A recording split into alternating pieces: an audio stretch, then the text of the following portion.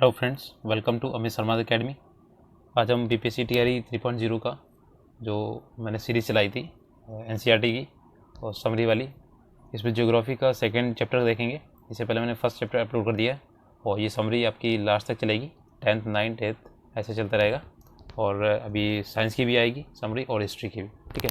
तो आपको कम समय में ज़्यादा कंटेंट उपलब्ध कराना है मुझे, क्योंकि इस टाइम पे आपका पूरा सिलेबस चैप्टर वाइज बुक से कराना संभव नहीं है, ठीक है। तो थोड़ा सा समरी करा दे रहे हैं, आप उसे देख लीजिए। बाकी आपके पास अगर बुक वगैरह हो ना तो आप उससे भी पढ़ सकते हैं, और अगर पीडीएफ चाहिए तो आप लिंक डिस्क्रिप्शन में दिया गया टेलीग्राम का, ज्वाइन कीजिएगा। मैं पर डे आपको हर चैप्टर की समरी डालता रहूँगा, ठीक है।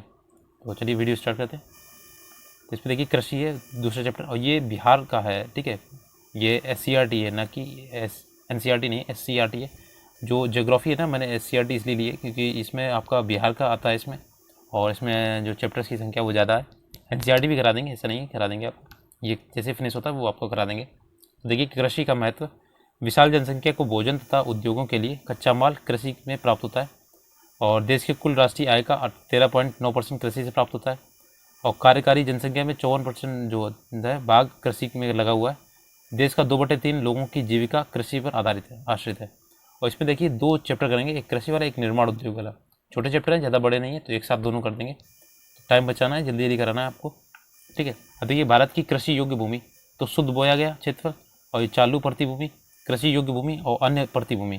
तो देखिए प्रमुख फसलें जो हैं समूह की वो कौन सी हैं, तो ये तो आपको पता है, वो खरीफ फसल, रबी फसल और जायद फसल। खरीफ फसल जो होती है वर्षा ऋतु में ये काटी होती है, चावल, ज्वार, बाजरा। और ये रबी फसलें ये शीत ऋतु में होती हैं, गेहूँ, जौ, चना, मटर, ठीक है, अलसी वगैरह। और जायद फसलें ये ग्रीष्म ऋतु में होती है, जैसे सब्जी, ककड़ी, तरबूज, करेला, सॉरी करेला नहीं, सब्जी, ककड़ी, तरबूज, खरबूज, ये सभी, खीरा वगैरह। तो कृषि के प्रकार देखते हैं। ये आप अगर जो NCERT की ये समरी है ना, आप अगर कर लेंगे ना, तब भी इससे क्वेश्चन काफ़ी मिल जाएंगे आपको, ठीक है। बाकी इसमें MCQs भी करा देंगे, चैप्टर वाइज करा देंगे। तो आप अगर चैनल पे आएंगे ना, कुछ ना कुछ मिलेगा आपको। एक बार सब्सक्राइब कर लीजिएगा चैनल को, और आप लोग वीडियो देखते हैं सब्सक्राइब नहीं करते हैं।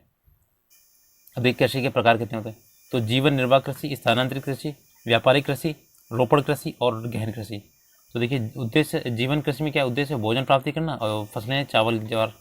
और स्थानांतरित कृषि में जगह बदल बदल जंगलों को साफ करना और खेती करना, तो इसमें प्रमुख फसल क्या है, चावल। व्यापारिक कृषि क्या है, व्यापार के उद्देश्य से की जाती है, जैसे नकदी फसल, चाय, कपास, तंबाकू, गन्ना भी होता है, ठीक है। और रोपण कृषि क्या होती है, उद्देश्य व्यापार के उद्देश्य से की जाती है, रबड़, कहवा, गन्ना और चाय। गहन कृषि क्या है, अधिक जनसंख्या के भरण पोषण हेतु, जैसे प्रमुख सवाल क्या है, फसल है चावल। अब देखिए स्थानांतरित कृषि और अन्य नाम है, तो मोस्ट इंपॉर्टेंट है, हर बार पूछा जाता है आपका। देखिए उत्तर पूर्व में आपका झूम बोलते हैं इसे, असम में। आंध्र प्रदेश में पोडू, यह आया भी था। उड़ीसा में पामाडावी, केरल में कुमारी, और स्थानांतर में वालरे, झारखंड में कुरुल, और हिमाचल प्रदेश हिमालय क्षेत्र में खिल, अंडमान निकोबार में दीपा, ठीक है। तो ये याद रखिएगा तीनों, ये मतलब सॉरी ये झुम के जो अलग अलग नाम से जानी जाती है, तो ये याद रखिए। नेक्स्ट है प्रमुख फसलें, देखिएगा भारत में 3 स्पष्ट ऋतुएं पाई जाती हैं, जिसमें उगाई जाने वाली फसलों को 7 श्रेणियों में बांटा गया। देखिए खाद्य फसल धान, गेहूँ, ज्वार, बाजरा। रेशेदार फसल है जो जूट, कपास है। पेय फसल आपकी चाय, कॉफ़ी है। नगदी फसल आपकी गन्ना है। दलहनी फसल आपकी चना है, और तिलहन फसल आपकी सरसों है। नेक्स्ट है, अब देखिए फसल और इसमें वर्ष, तापमान और मिट्टी क्या क्या चाहिए इसमें। तो देखिए चावल में क्या चाहिए, तो 125 से 200 सेंटीमीटर होती है, और 32 से 27 डिग्री सेंटीग्रेड तापमान, चीका युक्त होनी चाहिए। और उत्पादन क्षेत्र पश्चिम बंगाल, उत्तर प्रदेश और बिहार। तो ये काफ़ी ये पूछते हैं जो उत्पादन क्षेत्र है। गेहूँ जो 75 सेंटीमीटर वर्षा चाहिए, 10 से 20 डिग्री तापमान पे हो जाता है। ये दोमट मिट्टी चाहिए, उत्तर प्रदेश, पंजाब और बिहार में होती है। अब अन्य खाद्य देखिए ज्वार, ये 40 से 50 डिग्री सेंटीग्रेड, 25 से 30 तापमान चाहिए। बलुई मिट्टी महाराष्ट्र, गुजरात और मध्य प्रदेश में। बाजरा, मक्का देखिए 75 डिग्री सेंटीग्रेड, और आपका तापमान चाहिए 21 से 27। जलोढ़ मिट्टी चाहिए इसमें, उत्तर प्रदेश, बिहार, राजस्थान। नेक्स्ट है रेशेदार, देखिए कपास है आपका 50 से 100 का तापमान वो चाहिए आपकी वर्षा, 21 से 25 आपका सेंटीग्रेड तापमान चाहिए। काली रेगुड़ मिट्टी चाहिए इसमें, महाराष्ट्र, गुजरात और पंजाब।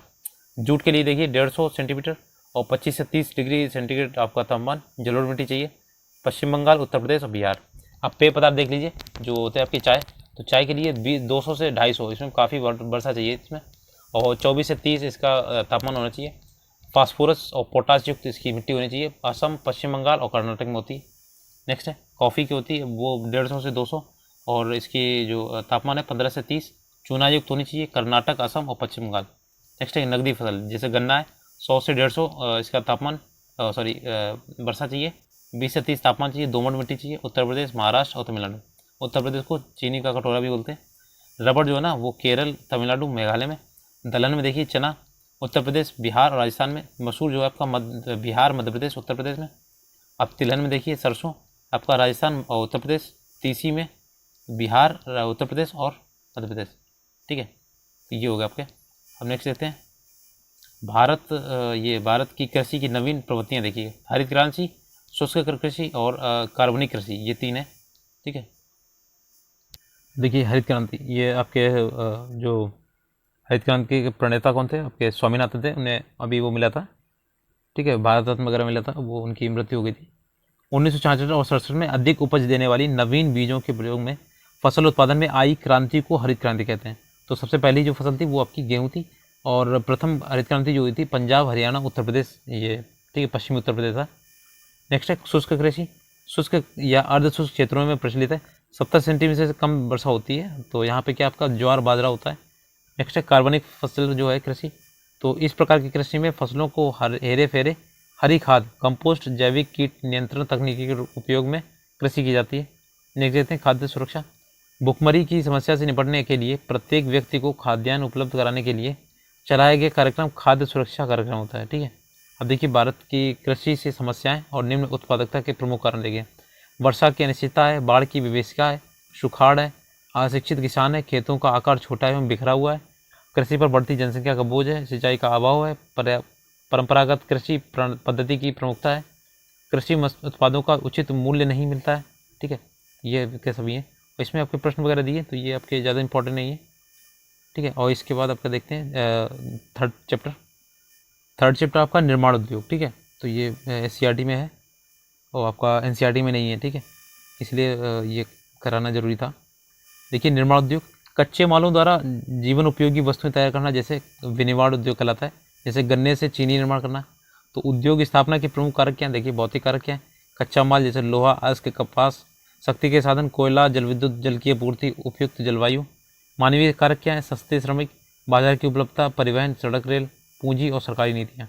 नेक्स्ट है उद्योग वर्गीकरण का आधार देखिए। श्रम देखिए कि बड़े उद्योग सूती वस्त्र, लोहा इस्पात, मध्यम उद्योग है साइकिल और छोटे उद्योग हैं हस्तशिल्प। अब कच्चे माल का देखिए भारी उद्योग है लोहा इस्पात, हल्के उद्योग है इलेक्ट्रॉनिक्स। और स्वामित्व के आधार पर देखिए सामाजिक सार्वजनिक, इसमें क्या है लोहा इस्पात दुर्गापुर में है, और सहकारी जैसे अमूल दूध, निजी उद्योग जैसे टिस्को या जमशेदपुर। नेक्स्ट है कच्चे माल के स्रोत, जैसे कृषि आधारित है सूती वस्त्र, चीनी, खनिज आधारित आपका लोहा इस्पात और एल्यूमिनियम। नेक्स्ट है सूती वस्त्र उद्योग देखिए।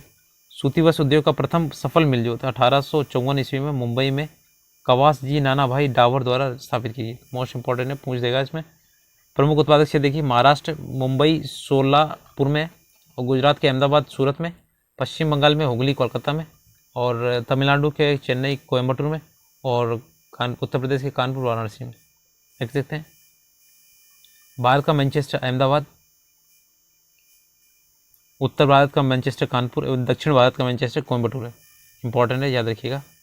ठीक है, और मुंबई को सूती कपड़ों की राजधानी कॉटनोपोलिस कहा जाता है। ठीक है, जूट निर्यात में भारत का स्थान विश्व में द्वितीय है। जूट या पटसन बोलते हैं इसे, तो द्वितीय स्थान है। जूट प्रमुख जूट उत्पादक जो क्षेत्र है, जैसे पश्चिम बंगाल में हुगली नदी किनारे, आंध्र प्रदेश में कावेरी और कृष्णा नदी में डेल्टा, बिहार में कटिहार और पूर्णिया। नेक्स्ट है चीनी उद्योग। भारत विश्व में चीनी के उत्पादन में गुड़ और खांडसारी प्रथम स्थान पर रहता है। ठीक है, गुड़ का एक प्रकार होता है खंडसारी। ठीक है, आधुनिक चीनी उद्योग का विकास 1903 में बिहार के सारण जिले में मंडोरा में हुआ था। तो इंपॉर्टेंट है, याद रखिएगा। प्रमुख उत्पादक क्षेत्र देखिए महाराष्ट्र, उत्तर प्रदेश, आंध्र प्रदेश, कर्नाटक, तमिलनाडु, बिहार है। और दक्षिण भारत की वो चीनी उद्योग के स्थानांतरण के कारण देखिए उपयुक्त मिट्टी, आर्द्र जलवायु, गन्ने में अधिक रस की मात्रा और सहकारी समितियाँ। नेक्स्ट देखते हैं चीनी उद्योग की समस्या। परंपरागत चीनी, विद्युत आपूर्ति, परिवहन और अल्पकालिक कालिक दशाएँ। उपभोक्ता उद्योग देखें, वैसे उद्योग जिनके तैयार माल का उपयोग उपभोक्ता सीधे तौर पर करता है, जैसे कागज व सीमेंट उद्योग। ऊनी वस्त्र उद्योग देखिए, प्रमुख उत्पादक क्षेत्र कौन से? पंजाब, पंजाब में आपका लुधियाना, धारीवाल, और महाराष्ट्र मुंबई, और उत्तर प्रदेश में। पश्मीना ऊन बकरियों के बाल से तथा अंगोरा ऊन खरगोश के रोए से प्राप्त किए जाते हैं, और भेड़ से ऊन प्राप्त किया जाता है। मोस्ट इंपॉर्टेंट है, ये तो सीटेट का फेवरेट है क्वेश्चन। नेक्स्ट है रेशम वस्त्र उद्योग, तो आपका कर्नाटक बेंगलुरु या मैसूर में, और तमिलनाडु पश्चिम बंगाल का मुर्शिदाबाद, और जम्मू कश्मीर का श्रीनगर। ठीक है, ये रेशम वस्त्र के उद्योग हैं, उत्पादक क्षेत्र। लौह इस्पात उद्योग देखिए, लौह इस्पात उद्योग एक आधारभूत उद्योग है। आधुनिक लौह इस्पात उद्योग का विकास 1874 ईस्वी में पश्चिम बंगाल के कुल्टी नामक स्थान पर हुआ था, और 1907 में सरकारी जो आपका जमशेदपुर झारखंड नामक स्थान है, Tata iron and steel TISCO की स्थापना हुई थी। ठीक है, जमशेदपुर में है आपका। नेक्स्ट स्थानीकरण के प्रमुख घटक देखिए, लौह अयस्क, कोयला, मैग्नीज, चूना पत्थर। शक्ति के साधन, सरकारी नीति, बाजार। लौह इस्पात के प्रमुख उत्पादक देखिए, झारखंड बोकारो जमशेदपुर में, पश्चिम बंगाल बर्नपुर दुर्गापुर में, ओडिशा में राउरकेला, कर्नाटक में भद्रावती, छत्तीसगढ़ में भिलाई, तमिलनाडु में सलेम, आंध्र प्रदेश में विशाखापत्तनम। तो देखिएगा ये सारे उत्पादक क्षेत्र पूछ देगा कभी भी। ठीक है, ज़्यादा आपका डीप में नहीं पूछता है, बाकी ऐसे पूछेगा, और जो सरल क्वेश्चन होते हैं ना वही गलत होते हैं। ठीक है, विदेश सहयोग से स्थापित केंद्र जो है, भिलाई रूस से, राउरकेला जर्मनी से, और दुर्गापुर ये आपका ब्रिटेन से, बोकारो रूस से। तो इसमें पूछा गया इसमें से कौन सा केंद्र है जो किसी नदी के किनारे स्थित नहीं है, ये टीआरई में भी आया था। एल्यूमिनियम उद्योग देखिए, एल्यूमिनियम उद्योग के मुख्य अयस्क क्या है? बॉक्साइट है, और प्रमुख उत्पादक देखिए ओडिशा का कोरबा, छत्तीसगढ़ में कोरबा, और उत्तर प्रदेश में रेणुकूट, महाराष्ट्र में रत्नागिरी। नेक्स्ट देखते हैं तांबा प्रगलन उद्योग देखिए, झारखंड में घाटशिला भारत का प्रथम था, और राजस्थान का खेतरी सबसे पुराना खान है, तमिलनाडु का तोतियोन। ठीक है, अब ये भारत का रासायनिक उद्योग विश्व में 12वां एवं एशिया में 3रा स्थान रखता है। इसके अंतर्गत अम्ल, उर्वरक और पेट्रोलियम आते हैं। ठीक है, नेक्स्ट है रासायनिक उद्योग के वर्ग, अकार्बनिक और कार्बनिक।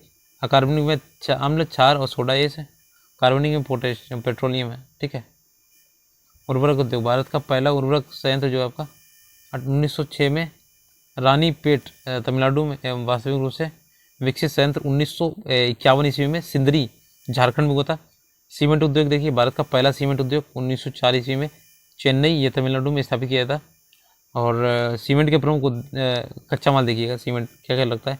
चूना पत्थर, सिलिका, जिप्सम और कोयला, एल्यूमिनियम। सबसे इम्पोर्टेंट तो जिप्सम ही वो हो गया। ठीक है, जिप्सम वाला यह आया था क्वेश्चन इसमें, जिप्सम सीमेंट में किसका उपयोग होता है? सीमेंट के प्रमुख उत्पादक क्षेत्र देखिए, मध्य प्रदेश, राजस्थान, बिहार, ये डालमिया नगर है, मोस्ट इंपॉर्टेंट है, बहुत पूछा जाता है डालमिया नगर, झारखंड और छत्तीसगढ़। अब देखिए तैयार माल आधारित उद्योग देखिए, रेलवे उद्योग है, विद्युत चलित इंजन चित्तरंजन पश्चिम बंगाल में लोकोमोटिव वर्क्स में बनाया गया था, और डीजल चालित rail engine Varanasi DLW Uttar Pradesh में बनाए जाते हैं। नेक्स्ट है एशिया का सबसे पुराना रेलवे वर्कशॉप जमालपुर मुंगेल बिहार में। ठीक है, रेल पहिया कारखाना छपरा सारण में है।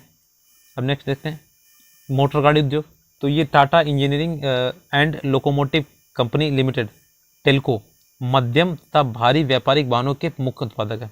अब देखिए पोत निर्माण उद्योग कैसा है, तो प्रमुख पोत निर्माण विशाखापत्तनम है, मझगांव है, मुंबई है, कोच्चि और कोलकाता है। वायुयान उद्योग, वायुयान के, तो वायुयान उद्योग का पहला कारखाना हिंदुस्तान एयरक्राफ्ट लिमिटेड बेंगलुरु 1940 में लगाया गया था। तो ये इंपॉर्टेंट है, याद रखिएगा। एक ऐसे क्वेश्चन आया था इंपीरियल फॉरेस्ट की स्थापना कब हुई थी, तो ऐसे पूछ देता है इसमें। ठीक है, तकनीकी एवं श्रमिक दक्षता आधारित उद्योग देखिएगा, फुटलूज या स्वच्छंद उद्योग वैसा उद्योग जो कच्चे माल की बजाय कहीं भी स्वतंत्र रूप से स्थापित किया जाता है, फुटलूज उद्योग कहलाता है। जैसे टेलीविज़न, टेलीफोन, कंप्यूटर, होजरी, खिलौना और उद्योग इत्यादि। इस प्रकार के उद्योग बाजार एवं प्रचार माध्यमों पर आश्रित होते हैं। ठीक है, अब देखिए स्वच्छ उद्योग के प्रमुख केंद्र देखिए, बेंगलुरु इलेक्ट्रॉनिक्स उद्योग की राजधानी है और सिलिकॉन नगर है। नेक्स्ट है मुंबई, फिर कोलकाता, फिर लुधियाना है। ठीक है, भारतीय अर्थव्यवस्था में उद्योग का योगदान देखिएगा, देश के सकल घरेलू उत्पाद GDP में विनिर्माण उद्योग की भागीदारी कितनी है? 17% है। ठीक है, ये डाटा याद रखिएगा। वैश्वीकरण, देश की अर्थव्यवस्था को विश्व की अर्थव्यवस्था के साथ जोड़ना, अर्थात प्रत्येक देश का अन्य देशों के साथ किसी प्रतिबंध के पूंजी तकनीकी एवं व्यापारिक आदान प्रदान वैश्वीकरण है। नेक्स्ट देखते हैं, वैश्वीकरण का भारतीय अर्थव्यवस्था पर प्रभाव। तो विदेशी मुद्रा भंडारण में वृद्धि, रोजगार सृजन के अवसर में वृद्धि। नेक्स्ट है, क्रय शक्ति में वृद्धि, सहन के स्तर में वृद्धि, लघु कुटीर उद्योग का प्रतिकूल प्रभाव, अधिक उद्योगों का पर्यावरण पर प्रभाव क्या पड़ता है। तो ईबीएस का सेक्शन है, वर्तमान समय में उद्योगों ने पर्यावरण का क्षरण एवं वायु जल ध्वनि एवं मृदा प्रदूषण की समस्या पैदा की। और भोपाल गैस त्रासदी जो थी, मिथाइल आइसोसाइनाइड गैस की स्टॉक 3 दिसंबर 1984 भोपाल में घटित हुई थी। ठीक है, तो ये इंपॉर्टेंट है। बाकी आपके क्वेश्चन दिए गए इसमें, तो ये इंपॉर्टेंट नहीं है। और अगर वीडियो अच्छा लगा तो प्लीज़ लाइक से सब्सक्राइब कीजिएगा। आपकी ये समरी वाली जो क्लासेज है डेली आएंगी, और आपको पीडीएफ चाहिए तो टेलीग्राम ग्रुप ज्वाइन कीजिएगा, लिंक आपका डिस्क्रिप्शन बॉक्स में है। और चैनल को एक बार विजिट जरूर कीजिएगा, प्लेलिस्ट काफ़ी बनी हुई है, आपको सभी इंपॉर्टेंट है ये जीएस सेक्शन के लिए। धन्यवाद।